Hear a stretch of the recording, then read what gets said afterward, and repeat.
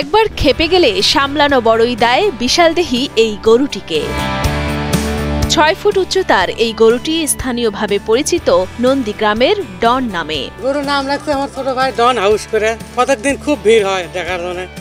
এত বড় গরু এই অঞ্চলে আমাদের অঞ্চলে হয়নি, দেখবার আসে সব। ডন আসলে এটা হচ্ছে একটা শখের বশে নাম রাখা হয়েছে।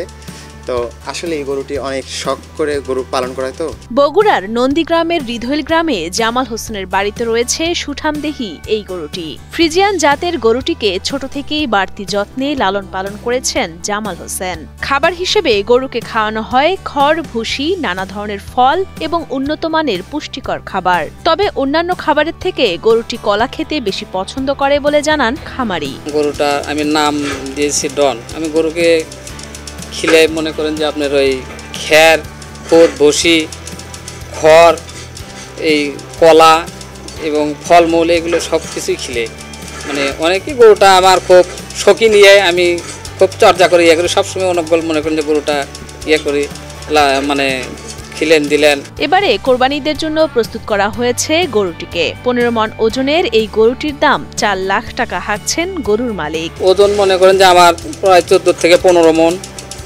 দাম অনেকে বলতেছে আমার ৪ লক্ষ টাকার একটু বেচার মতো আমি ৪ লক্ষ টাকা হলে আমার গরুটা ছাড়বো এবং এর মধ্যে যদি কেউ কিছু বলতে পারে কমার সেটাও মানে ডিসকাউন্ট তার সাথে কথা হবে।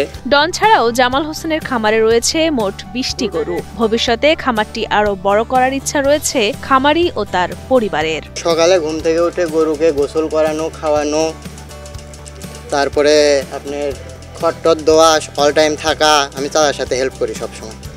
গরুটা অনেক ভালো, শান্ত, নাম আমরা ডন দিয়েছি। যদি এখান থেকে আমরা কিছু ভালো কিছু আর্ন করতে পারি সেক্ষেত্রে আমরা আরও পালবো।